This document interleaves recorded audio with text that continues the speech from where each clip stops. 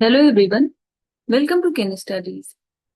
आज है 27 जून और आज की करंट अफेयर सेशन में हम जिन टॉपिक्स को कवर करेंगे वो टॉपिक्स हैं सीड स्कीम, जिसको scheme for economic empowerment of D notified nomadic and semi nomadic tribe के नाम से जानते हैं। इसके साथ ही हम देखेंगे न्यूट्रिएंट बेस्ड सब्सिडी के बारे में, दिन हाल ही में चर्चा में रही गैंगेटिक डॉल्फिन के बारे में देखेंगे। इसके साथ ही हम देखेंगे कुल्सी रिवर के बारे में। देन हम देखेंगे defence research and development organisation के बारे में, हाल ही में रिलीज हुई वर्ल्ड इन्वेस्टमेंट रिपोर्ट 2025 के बारे में देखेंगे और इसमें देखेंगे कि इसमें भारत की रैंक क्या है और किस संस्था के द्वारा ये रिपोर्ट रिलीज की जाती है। साथ ही हम देखेंगे एक्विलेरिया मेलेसिनस के बारे में। शुरू करते हैं। आज का फर्स्ट क्वेश्चन है,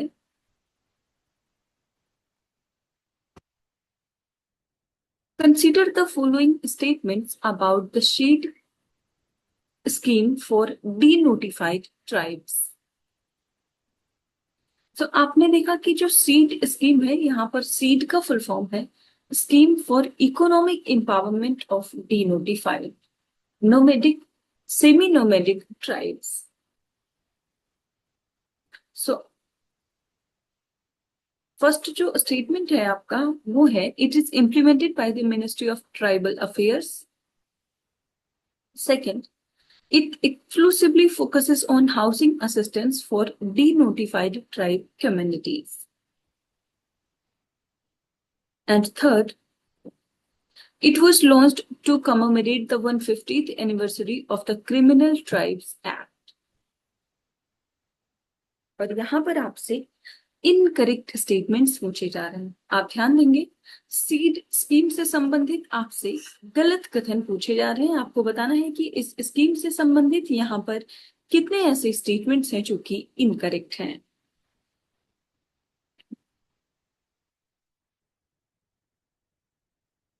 और इस क्वेश्चन में आपका करेक्ट ऑप्शन हो जाएगा ऑप्शन सी। सो यहाँ पर ये तीनों ही स्टेटमेंट्स इनकरेक्ट हैं। आप देख सकते हैं। So this scheme is implemented by the Ministry of Social Justice and Empowerment, not Ministry of Tribal Affairs. And this scheme is not limited to housing assistance. It is a multifaceted initiative that includes components for livelihood development, education, healthcare, and housing support to uplift the denotified tribes, nomadic tribes, and semi-nomadic tribes. So this scheme was launched in 2022 and it does not commemorate the 150th anniversary of the Criminal Tribes Act. Instead, it aims to address the historical injustices caused by this act.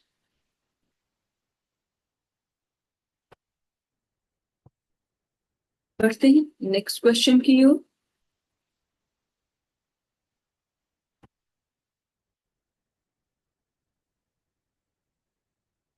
Consider the following statements regarding nutrient-based subsidy.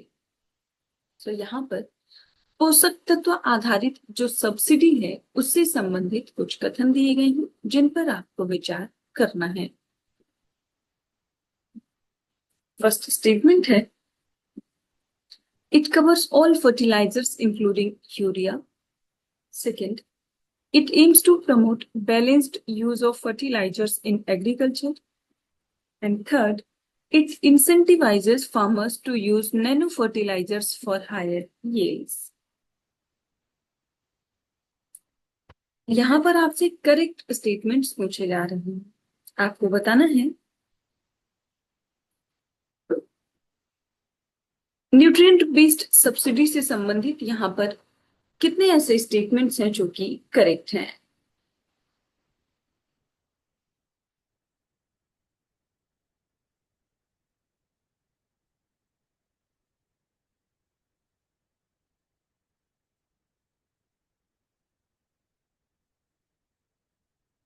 इस question में आपका correct option हो जाएगा option A. सो यहाँ पर केवल second statement आपका correct है, जबकि फर्स्ट और सेकंड इनकरेक्ट है। आप देख सकते हैं। So nutrient based subsidy covers various fertilizers including those containing nitrogen, phosphorus, potassium and sulfur, but excludes urea, which is subsidized separately. So it aims to promote balanced nutrient application, reducing over-reliance on specific fertilizers like urea and enhancing soil health and crop productivity. So NBS does not explicitly incentivize the use of nanofertilizers, although such fertilizers align with the goal of efficiency in nutrient application. So the focus remains on optimizing subsidies for conventional fertilizers containing specific nutrients.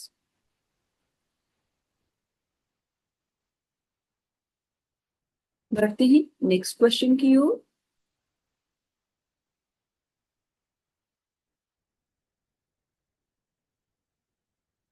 Consider the following statements regarding Gangetic dolphin. So जो गंगा नदी की dolphin है उससे संबंधित यहाँ पर कुछ कथन दिए गए हैं जिन पर आपको विचार करना है।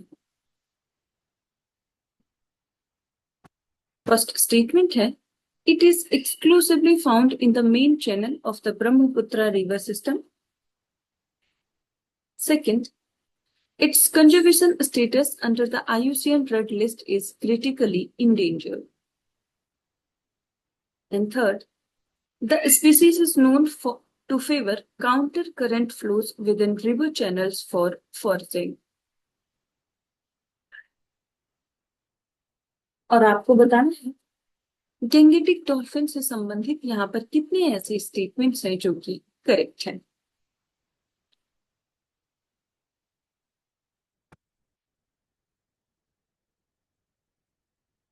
इस क्वेश्चन में आपका करेक्ट ऑप्शन हो जाएगा ऑप्शन ए। सो यहाँ पर केवल एक ही स्टेटमेंट करेक्ट है और वो है थर्ड स्टेटमेंट, जबकि फर्स्ट और सेकंड स्टेटमेंट यहाँ पर इनकरेक्ट है। आप देख सकते हैं। The dolphin's geographic distribution includes the Ganga, Brahmaputra, Meghna, and Karnafuli Sanghu river systems across India, Nepal, and Bangladesh. So the IUCN Red List status of the Gangetic dolphin is endangered, not critically endangered. Gangetic dolphins are often found in areas with countercurrents, typically downstream of confluences or sharp meanders. So this type of water flow is believed to concentrate fish and other prey, making it an efficient location for foraging for a species that relies on echolocation to hunt. So Gangetic dolphin जो है, it is a freshwater dolphin species found in South Asia and one of only 5 river dolphin species globally. So locally इसको shushu के नाम से जाना जाता है for the sound it emits while surfacing for air.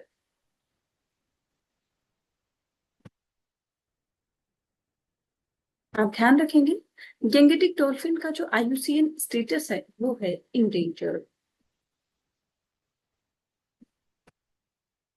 बढ़ते हैं नेक्स्ट क्वेश्चन की ओर।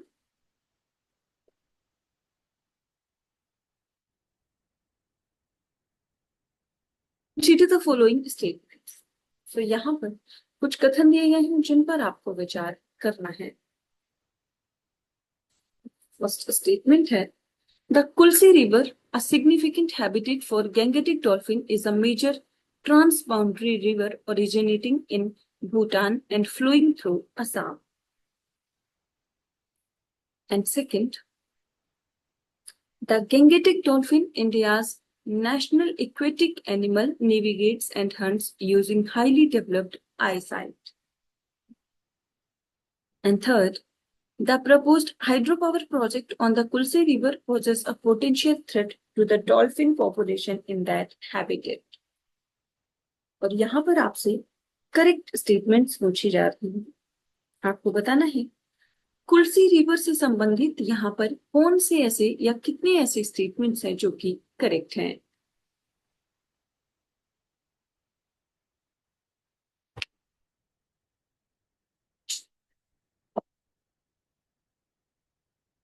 और इस क्वेश्चन में आपका करेक्ट ऑप्शन हो जाएगा ऑप्शन ए।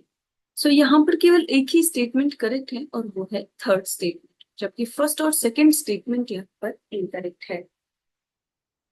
आप देख सकते हैं, the Kulsi river originates in the West Khasi Hills of Meghalaya and flows into Assam. So it does not originate in Bhutan.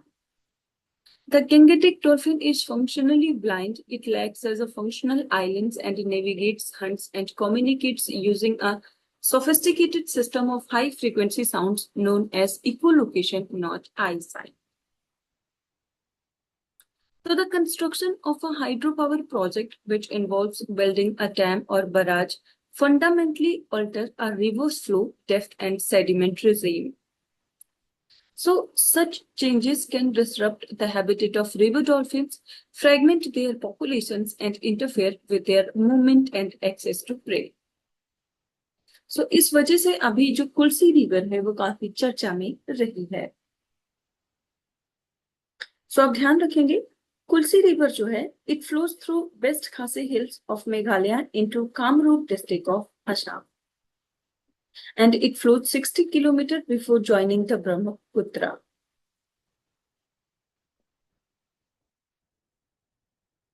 बढ़ते ही नेक्स्ट क्वेश्चन की ओर।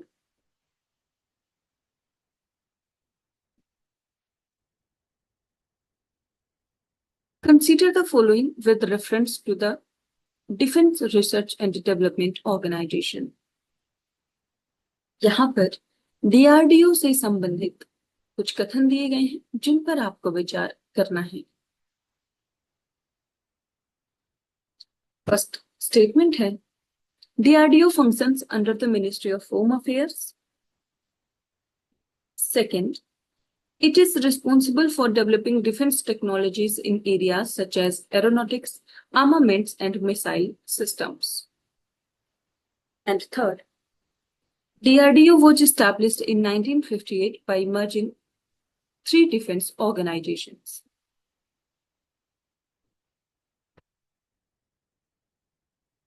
और यहां पर आपसे इनकरेक्ट स्टेटमेंट्स पूछे जा रहे हैं। आपको बताना है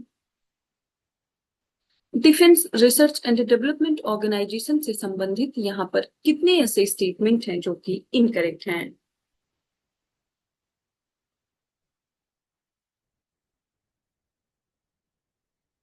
और इस क्वेश्चन में आपका करेक्ट ऑप्शन हो जाएगा ऑप्शन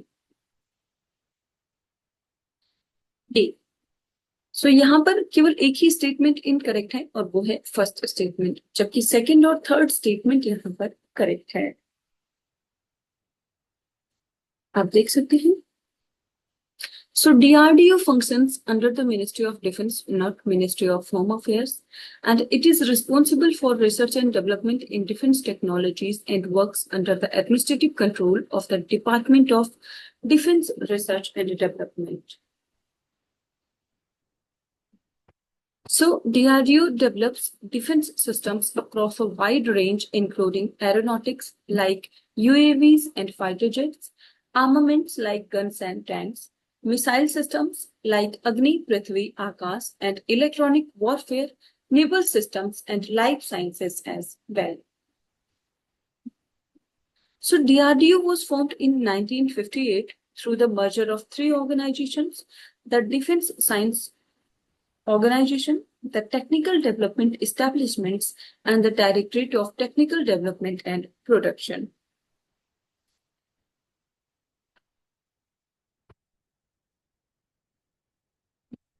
Question की ओर।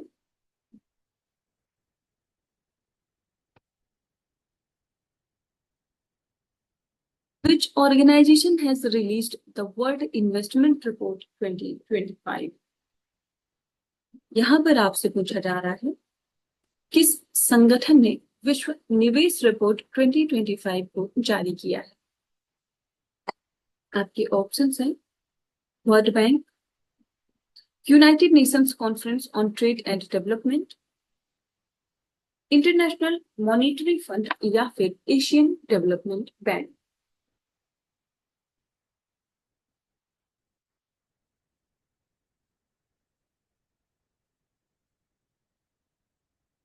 तो आपको बताना है कि जो वर्ल्ड इन्वेस्टमेंट रिपोर्ट है वो कौन सी संस्था के द्वारा जारी किया जाता है। और इस क्वेश्चन में आपका करेक्ट ऑप्शन हो जाएगा ऑप्शन बी। सो ये रिलीज किया जाता है अंकटाड के द्वारा। आप देख सकते हैं। So India rose to 15th place in 2024 among top global destinations for foreign direct investment, up from 16th in 2023, despite a slight fall in inflows to $27.6 billion. So this was reported in the World Investment Report 2025 by the United Nations Conference on Trade and Development. The report tracks global FDI trends and their impact on development. India led in South Asia for FDI and attracted a major share of Asia's $605 billion inflows.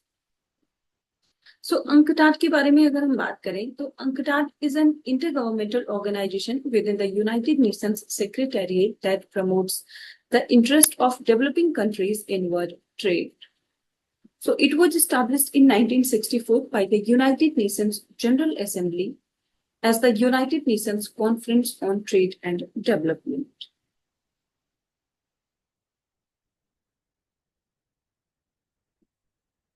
So आपने देखा कि इसको form किया गया 1964 में और इसका headquarter है जेनेवा, स्विट्जरलैंड में। बढ़ते हैं नेक्स्ट क्वेश्चन की ओर।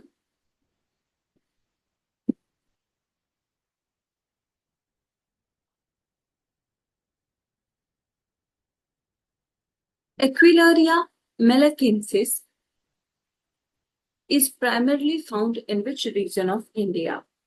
आप ध्यान रखेंगे इक्विलेरिया मेलेकेंसिस जो है इसको अगरवुड के नाम से भी जानते हैं।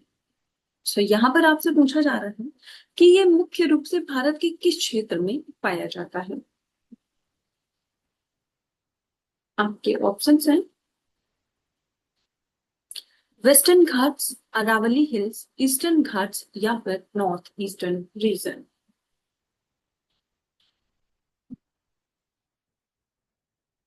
इस क्वेश्चन में आपका करेक्ट ऑप्शन हो जाएगा ऑप्शन डी। सो ये पाया जाता है नॉर्थ ईस्टर्न रीजन में। आप देख सकते हैं due to soaring market demand, overharvesting has pushed wild agarwood close to extinction. And Equilaria melecensis, also called agarwood, is a tree from the Thalamaceae family known for its fragrant resin. So agarwood, also known as oud, gaharu or agar, is one of the most valuable incense materials globally. So it grows naturally in northeast India, mainly in Assam, Tripura, Arunachal Pradesh, Nagaland, Mizoram and Manipur. Its conservation status is critically endangered under the International Union for Conservation of Nature.